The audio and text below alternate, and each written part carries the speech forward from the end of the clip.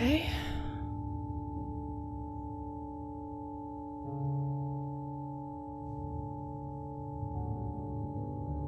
Tiny Frank, what are you doing on the floor?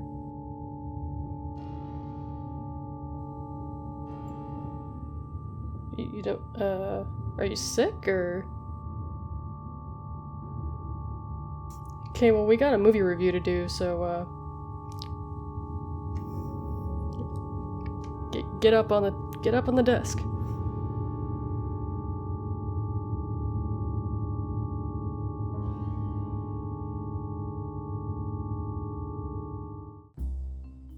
Hey there.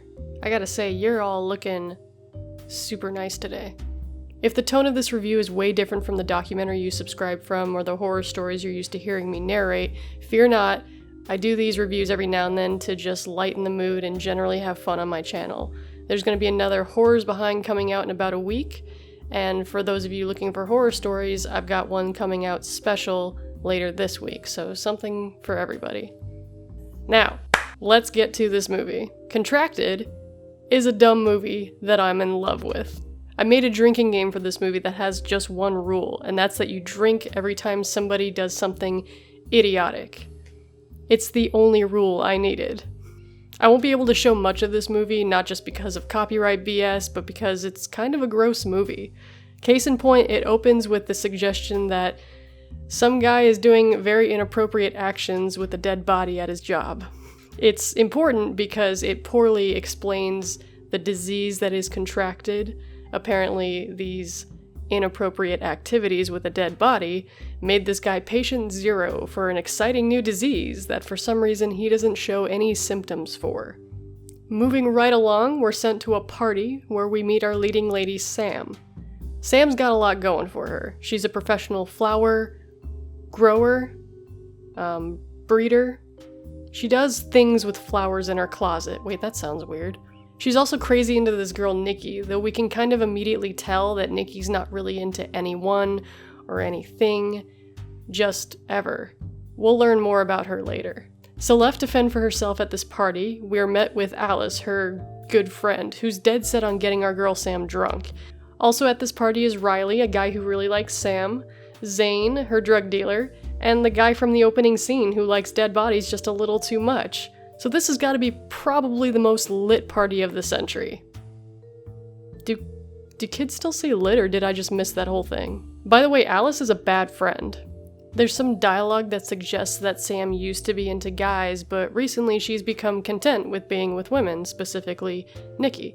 So after getting her to drink heavily with a lot of resistance, Alice keeps trying to convince her to sleep with Riley, going as far as to even call over to the guy and say, hey, if you can snack on lady parts just like a lesbian, she'll sleep with you.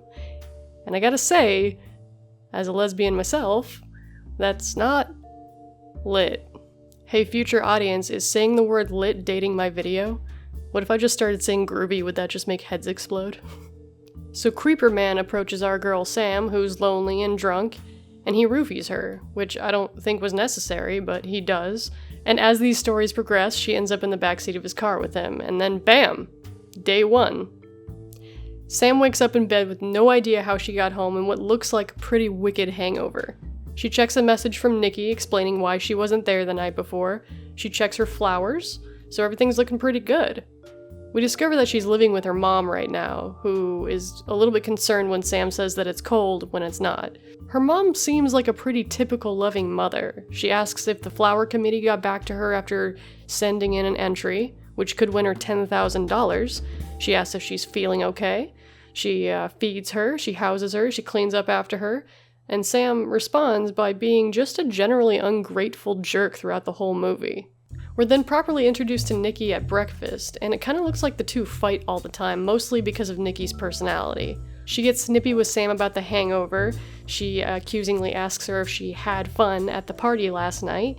She refuses to talk about work despite being politely asked by Sam. She doesn't give a shit about Sam's flowers or how they're going, and she hates every man who even looks at them the wrong way. She's just generally a bad time. So of course Sam is obsessed with her. That night, after a childish "I'm moving out with my girlfriend" fight with her mom, Sam is hit with a bizarre cramp, and that is then followed by day 2. The day I like to title, The Day Shit Hit the Fan. Everybody get your drinks ready. Sam wakes up to blood in her bed, and she just assumes that she's on her period. And it's possible that this all happened around her cycle, so you know what? I'm gonna give her a pass. But it's the only one you're getting, young lady. What I can't give her a pass for is the fact that she also has these weird, evil-looking veins on her stomach, which she just ignores. No, you don't do that. She also puts a tampon in and then goes into the shower. That's just generally stupid in my opinion, so it's up to you whether you think that's stupid or not. She also can't help but be rude to her mom one more time before she leaves for work that day. Hey, you slept in, are you feeling okay? Fuck you, Mom! Okay, sweetie, have a good day. In the car on the way to work, she has an interesting conversation with Alice about how the cops are looking for a guy who was at her party, but won't tell anybody why. You know how cops are always secretive about why criminals who are at large are really dangerous? Once Sam gets to work, she starts experiencing some strange symptoms. She doesn't really seem to like the taste of food anymore. She's got this weird spooky sound in her head that makes taking customers' orders impossible, and she's bleeding a lot from her lady parts. So much, she should be concerned. Now, if I were to start hemorrhaging at work, I'd opt to go see a doctor immediately. But to Sam? Nope. Back to work. It doesn't last long, though, because a major cramp forces her to go to the doctor. Otherwise, she never would have gone on her own. Now, I've never seen a doctor's office like this before. It's covered wall to wall in STD posters just to beat into your head what's going on like you're as stupid as Sam. So hey, good. Finally she's at a doctor's office. She's gonna see a medical professional who's gonna take the right steps to make sure she gets help. Right? Well, she tells him that her stomach's killing her, that she's bleeding profusely, and that she has a rash on her stomach? That's not a rash, but she and the doctor both claim that it is, so what do I know? I talk to a doll. Seriously, are you doing alright? I'm sure it's nothing. The doctor also states that her heart rate is oddly low, something that a real doctor would be very concerned about. He does get uppity, however, when he sees the rash, and immediately asks if she's sexually active, because he immediately knows that that means an STD. However, he dismisses the claim because Sam says the incident happened just a couple of days ago, so he sends her on her way with some lotion. Lotion. For the bleeding. And the cramping. And the brain-melting sounds. Guys, buckle up, because we're only a third of the way through this movie. So she heads on over to Nikki, because we needed another excuse to see this man-hating piece of trash again. Hey, are you using this chair? Ugh, will you men leave me alone? I'm a lesbian. Oh, I just need it for a friend. Look, I'm not gonna sleep with you, okay? I'm not into guys. That's this girl's whole personality. Anyway, there's this whole awkward scene where Nikki reads a magazine while Sam checks the mail. Is this what kids do for fun these days? I'm so out of touch. And in case you think Sam's being clingy with some girl she just met, no, they've been together for about 10 months and she's lived with this girl before, but Nikki couldn't be any less interested in this relationship. Anyway, the flower people accepted her entry to their show or something. Sam heads back to work where she meets Alice, but suddenly her eye gets all bloody. What the fuck? Well, dang it, that's a right inconvenience. Back at home, Sam does the only thing the doctor told her to do and puts lotion on her nethers, which from her reaction I can imagine are bloody, painful, and decaying, especially since, a maggot falls out of her unnoticed. But hey, that's just what being a girl is like, am I right, ladies? Next up, she loses a tooth while brushing her teeth. You want to go to the hospital yet? No? Alright, bring on day 3. I call this day, everything's fine. Sam wakes up from her screaming nightmare-induced brain, which I'm sure is on the verge of melting by now, and vomits up a concerning amount of blood. Sounds like reason to go to the hospital to me. No, shut up! Her mom comes in and just accuses her of being pregnant, which is hilarious. After she leaves, Sam just passes out on the bathroom floor, now bleeding from multiple places. When she wakes up, she just takes a shower because you can't go out in public looking like that. What will people think if you're bleeding all over the place? They'll send you to the hospital. Now both of her eyes are messed up, so she just takes some drops, Honey, all the clear eyes in the world aren't gonna fix this. She complains to her mom that the water isn't getting hot when it's clearly burning her hand, so she's also lost her sense of temperature. Sure, there's nothing to worry about there. And her mom responds to this by saying, "I won't stand for this in my house again. Not again." I'm sorry, has Sam become a zombie before? Is this why she's ignoring all this, because she's recovered from it before? Does she have a habit of getting STZs? I'm sorry, Mom. This one's on you. You're dumb. Also, Sam's hair's falling out, but what's one more thing falling off of you, am I right? She heads out to the doctor when her boss calls her up and says, "What are you, dying? Get back to work." Which I think is about the moment when you would tell him to go eat a dick, because no boss in the history of ever, especially in the food industry, would say that when you tell him you're going to the doctor and it's kind of an emergency. Kind of. So Sam, like the genius she is, goes back to work. So going down the checklist here, we've got loss of taste, feeling, teeth, hair. What's next? Oh. Okay. Nails. She loses one in a customer's salad.